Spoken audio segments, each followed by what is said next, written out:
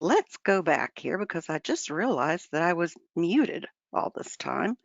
Um, Here's my legal disclaimer from the first. I think that this is just something we like to put up front so that you understand that we are not attorneys, and this is not legal advice, but we hope to help you learn about the topic that we're presenting. And now we get into the background of unemployment fraud.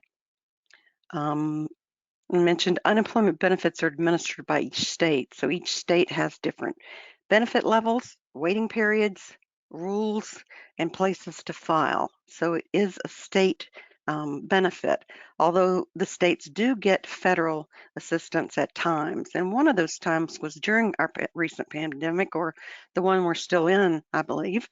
Some states have accepted additional assistance from the federal government so that they could enhance the benefits for those who lost their jobs specifically because of COVID.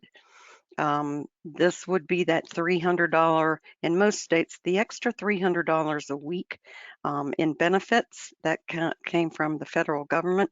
A lot of the states now, a number of the states have started to move away from offering that extra $300. And I know that I'm in North Carolina and South Carolina, and they both have stopped issuing the additional funds. So many states have gotten rid of that, and you might want to check to see if your state is still offering that. Also, during this time, because of the volume and the difficulty in filing claims, fraud has increased drastically. I don't know if you've been associated with anyone who has tried to file for unemployment during the pandemic. I had a couple of people that I know, or have a couple of people that I know that have had such difficulty. The waiting times, not being able to get through, systems down. It was almost impossible to file when the pandemic first started. So, because of that volume and the difficulty in actually filing a claim, it's made it easier for others to take advantage of people who are frustrated. Between of 2020 in December 2021, Norton LifeLock, which is a company that helps others with identity theft, they observed a 6,140% increase in the number of claims or fraud claims on unemployment. That is amazing. Some states are reporting that 35 to 40% of the claims that they pay are fraudulent and contributing to at least $36 billion in funds that have been given to criminals instead of American workers that should have gotten the benefits.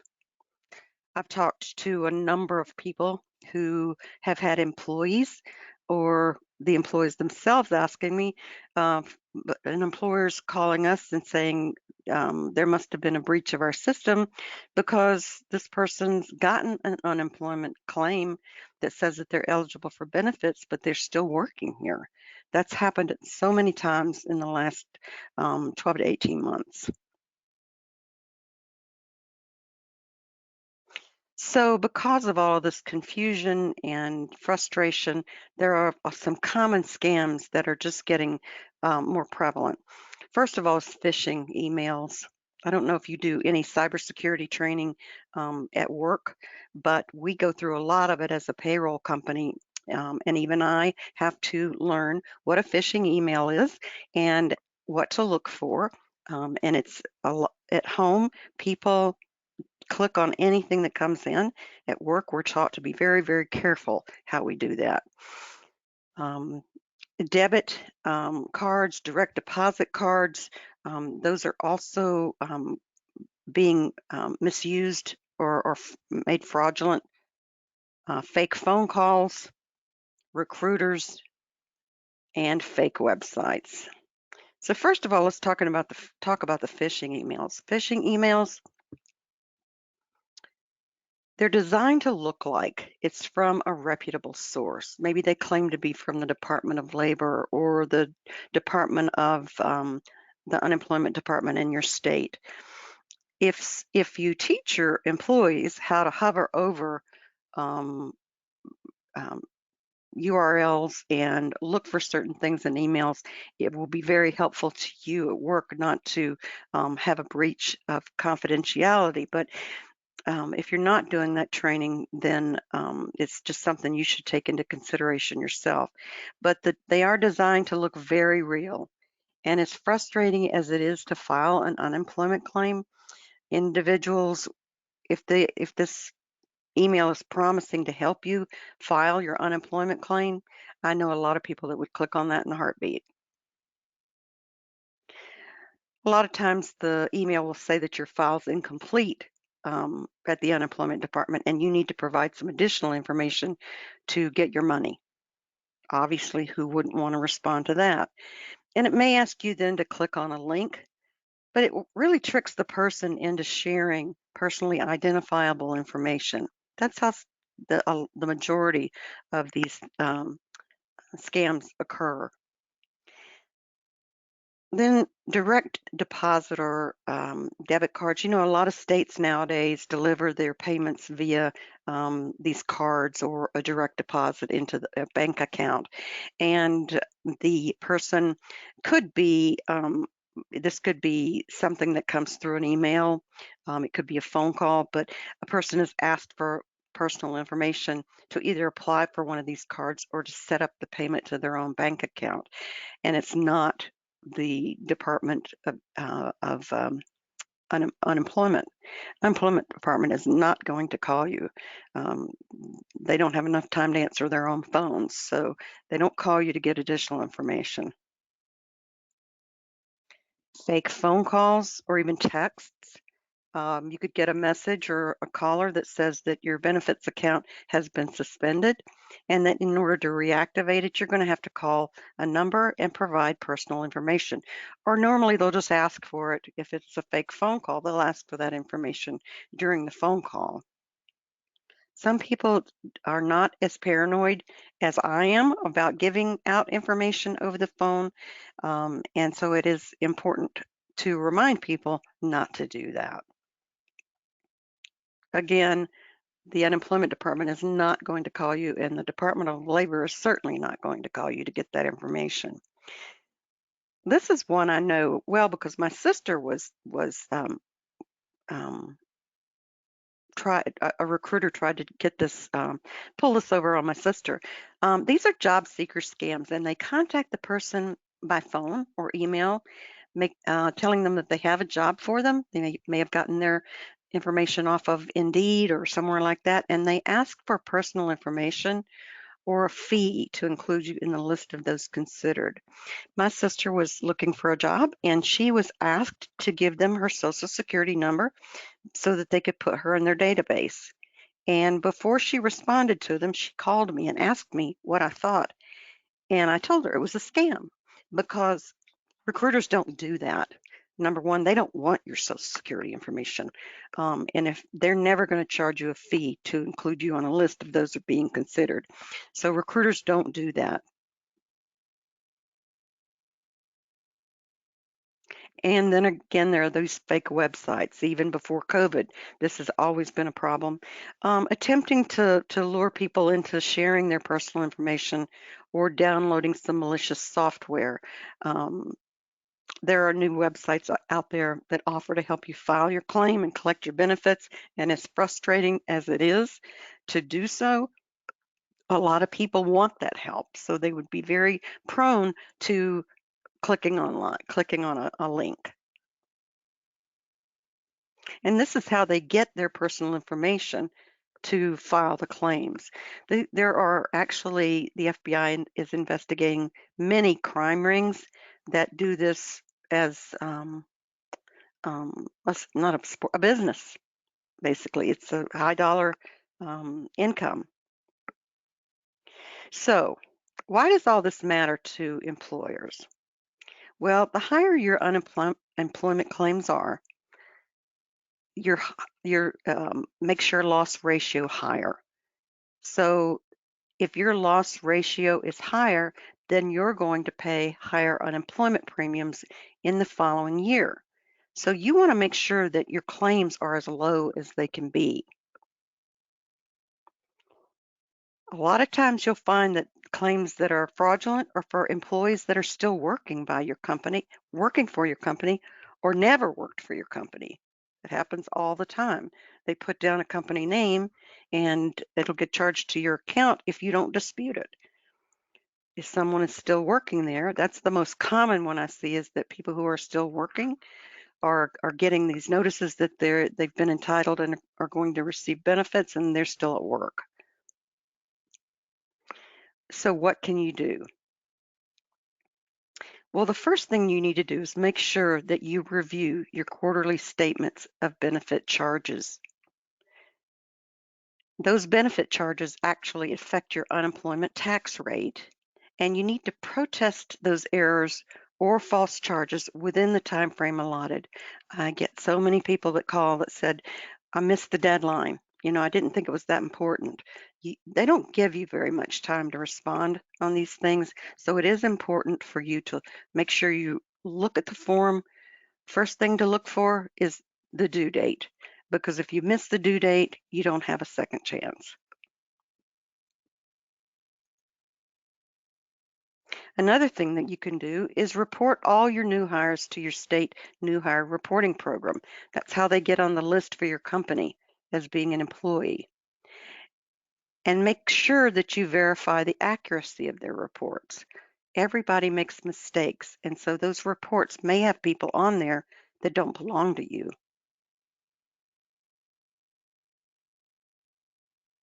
Another thing that you can do is respond to the notice of claim filing and request for separation information.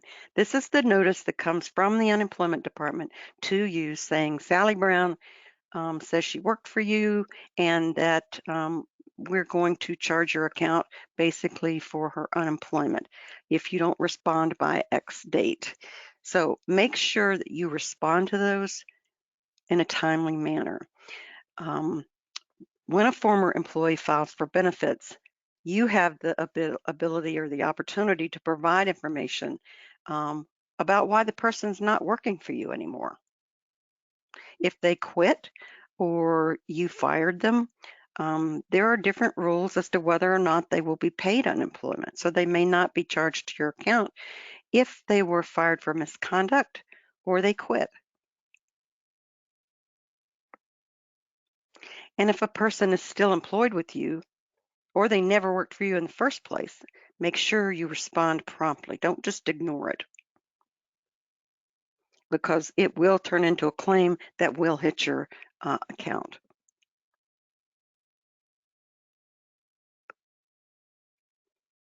Another thing that you can do is make sure you respond to wage audit notices from the unemployment department. Potential fraudulent claims are audited um, using these wage audit notices, and they're sent to the current employer of the individual in question. So make sure you respond to these, return them within the allotted time frame. So I guess there's a consistent message. You need to look at these things when the day that they come in. Don't let it sit on your desk. I know how that works. Everything goes in a big stack. It does on my desk too. But if you see something from the unemployment department, stop, look at it, and respond to it immediately. Regardless of what kind of a time management system you're using, this should be at the top of the list. So your account is going to be impacted by this, but your employees are the ones who are getting these notices about unemployment. You might not know until after the fact. So how can you help your employees? The first thing that you can do is provide education um, on how to avoid these scams, period, protecting their personal information. There is a lot of training out there. We go through several trainings a month on recognizing phishing emails, recognizing scams, how you respond to certain things, and it's not expensive training, and it's very important, I think, from a paternalistic standpoint, to want to protect your employees from uh, the fraud that's occurring out there that's rampant. Also, direct your employee to the state unemployment office if they get a fraudulent notice. You might want to keep a copy of it and keep it in case it comes through on your account also, but which it will. But direct them to the right office so that they can report this fraud and get it handled. And there are benefits that you can offer that the employee pays for themselves. Prepaid legal plan, Legal Shield, Norton offers a plan. A lot of companies nowadays offer identity theft coverage as a benefit that an employee can add on through a payroll deduction. We offer that at PayEntry, and I use it. Actually, I used it at my last employer too, because it does, if something happens, the time and energy and money that an employee might spend on trying to resolve this is going to result in workplace absences, or actually presenteeism, which is when the employee is there but working on their own personal issues. So it's a good benefit to add if you're interested in that. We do have a contact for that, so I'll be happy to share that Legal Shield plan. Okay, what I'm going to do now is answer any questions that you might have. There is a copy of this presentation as a handout on this screen, so if you want to take a copy of that with you, you can. This webinar was recorded and will be posted, as every other webinar is, on our website at payentry.com under webinar recordings at the top. So if you have any questions, just type them in the chat right now, or the questions box, and I can answer those. It's a pretty straightforward topic, but one we should all be paying attention to because it's costing billions of dollars in bad claims. Next week, the webinar will be about burnout and disengagement in the workplace. Brianna will be presenting that. So make sure you register. There will be an email going out to give you the registration site. But our upcoming webinars are always listed on our website at payentry.com, so you can register in advance for some things that are coming up. If you don't have any questions, which it looks like no one has a question, then I will let you go, and I hope to see you at our next webinar. Have a great day.